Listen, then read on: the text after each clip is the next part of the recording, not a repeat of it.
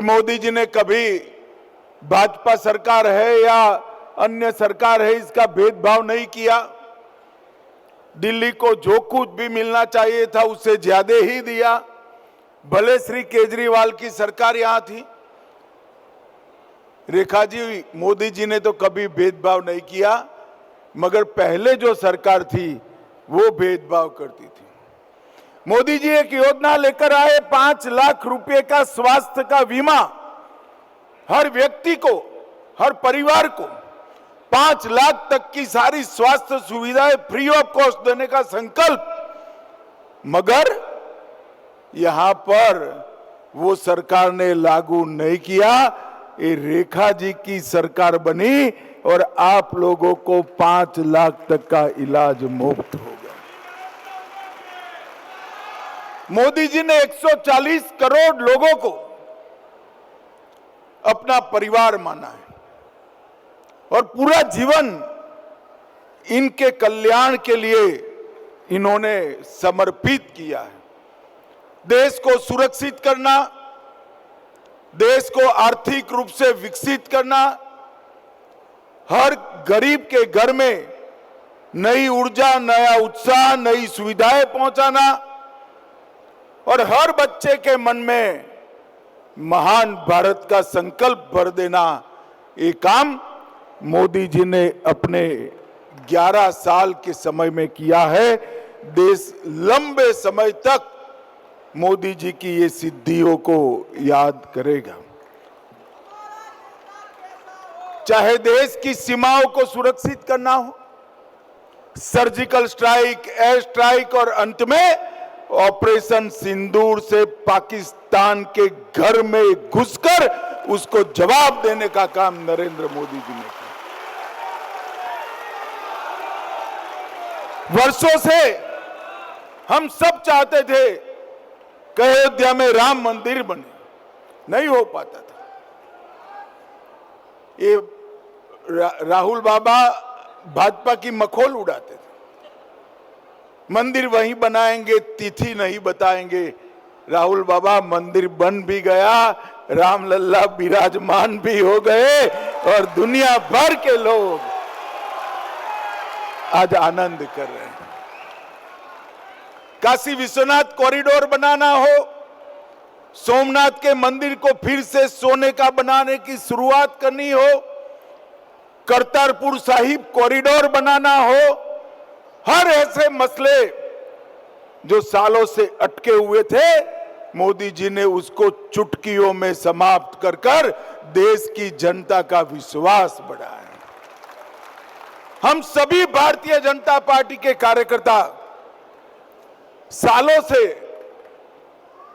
ऐसी इच्छा रखते थे, संकल्प रखते थे कि इस देश में से धारा 370 चली जाए, मगर हमारी आवाजें तो बुलंद थी, हमें भी लगता था ये कैसे संभव होगा। देश ने मोदी जी को दूसरी बार प्रधानमंत्री बनाया। 5 अगस्त 2019 को धारा 370 को समाप्त कर। मित्रों, मैं मोदी जी को नेतृत्व में सालों से काम कर रहा हूं। 24 साल से मैंने देखा है, देश में एक ही व्यक्ति है जिसने कभी छुट्टी नहीं ली है, वो नरेंद्र मोदी है। 24 साल तक अहर्निश, हर क्षण, हर पल देश के विकास की चिंता करना, देश के गरीबों के कल्याण में लगे रहना, और इसी के कारण आज हमारा भारत जो 11वें नंबर की अर्थव्यवस्था मनमोहन सिंह छोड़कर गए थे, हम 4थे नंबर पर पहुंच चुके हैं। और दिल्ली वालों, तैयारी रखना, 2027 तक हम 3रे नंबर की अर्थव्यवस्था विश्व में बन रहे हैं। ये अचंभित करने वाली सिद्धियां दृढ़ संकल्प से, निस्वार्थ भाव से अगर कोई काम करता है तो ही आ सकती है। और उन्होंने जब आजादी का अमृत महोत्सव मनाया गया, एक संकल्प देश की जनता के सामने रखा, विशेषकर किशोरों और युवाओं के सामने रखा कि अब समय आ गया है, भारत ने दुनिया में सर्वोच्च स्थान पर पहुंचने का। उन्होंने तय किया और पूरी देश की जनता को इस संकल्प के साथ जोड़ा कि 2047 15 अगस्त को भारत हर क्षेत्र में विश्व में सबसे पहले नंबर पर हो, ऐसा भारत बनाना है। मेरे साथ प्रचंड आवाज से बोलिए, भारत माता की, भारत माता की, वंदे। आज पूरी दुनिया में सबसे ज्यादा लोकप्रिय नेता और भारत के प्रधानमंत्री श्री नरेंद्र मोदी जी के जन्मदिन पर आप सब एकत्रित आए हैं। मैं आप सभी को सेवा पखवाड़े के इस कार्यक्रम की शुरुआत के लिए बहुत बहुत शुभकामनाएं देता हूं।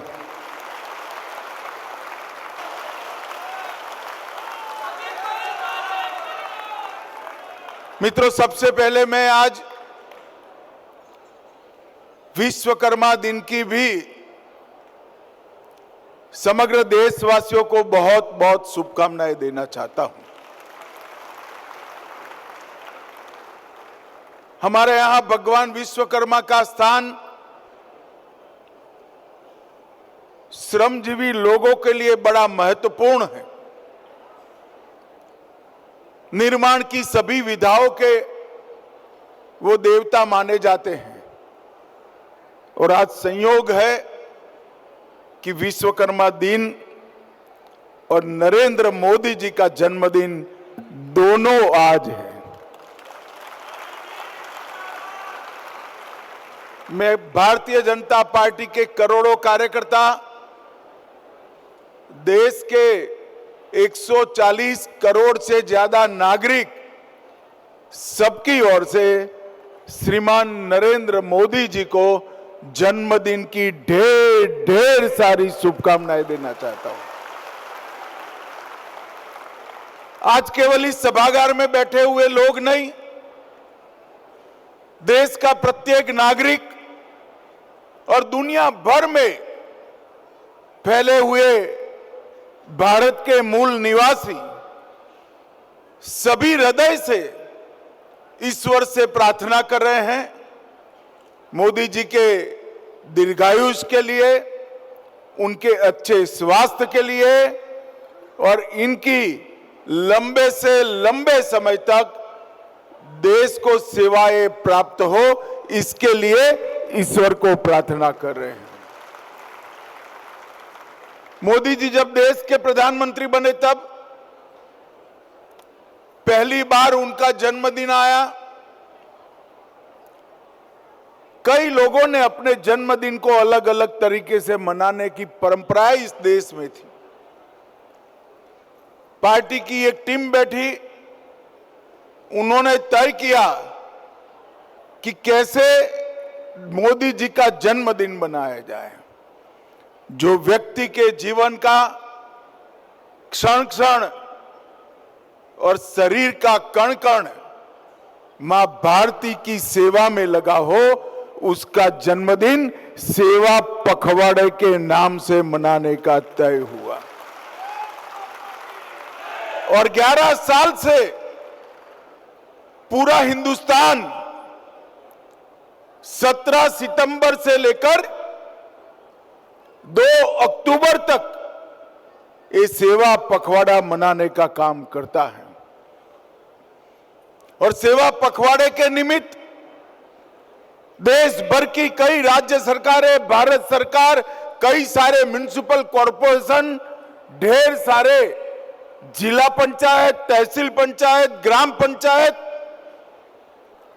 न केवल सफाई का काम करते हैं, जन उपयोगी गरीबों के कल्याण के लिए ढेर सारी योजनाओं की शुरुआत भी करते हैं।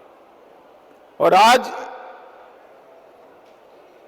सेवा पखवाड़े की शुरुआत दिल्ली सरकार ने भी की है और आज 17 सितंबर को 17 जन कल्याणकारी योजनाओं का शुभारंभ यहीं आप सभी के सामने हुआ। जिस व्यक्ति का महान भारत का संकल्प समग्र देश को ऊर्जा देता हो, जिस व्यक्ति ने गरीब कल्याण का जो संकल्प लिया, उससे देश के 60 करोड़ से ज्यादा गरीबों को घर, बिजली, घर में शुद्ध पानी, शौचालय, गैस का सिलेंडर, प्रति व्यक्ति 5 किलो अनाज मुफ्त और 5 लाख तक की स्वास्थ्य की सुविधाएं फ्री मिली हो, वो व्यक्ति के सेवा पखवाड़े में हर व्यक्ति के कल्याण की चिंता करना, ये भारतीय जनता पार्टी ने एक नई परंपरा शुरू की। और ये 11 साल में मोदी जी ने 60 करोड़ गरीबों को न केवल सुविधाएं दी, उसमें से 25 करोड़ गरीबों को गरीबी रेखा से बाहर लाने का काम किया। और पहली बार आजादी के बाद गरीबों की जो सूची बनी थी, गरीबी की रेखा के नीचे जीने वालों की, वो सूची में कटौती होने की शुरुआत अगर किसी ने करी तो भारतीय जनता पार्टी के नेता नरेंद्र मोदी जी ने की। 25 करोड़ लोग गरीबी की रेखा के ऊपर उठा लेना और 60 करोड़ गरीबों के जीवन में प्राथमिक सुविधाएं देना, ये बहुत बड़ा प्रयत्न है और बहुत बड़ा संकल्प भी है।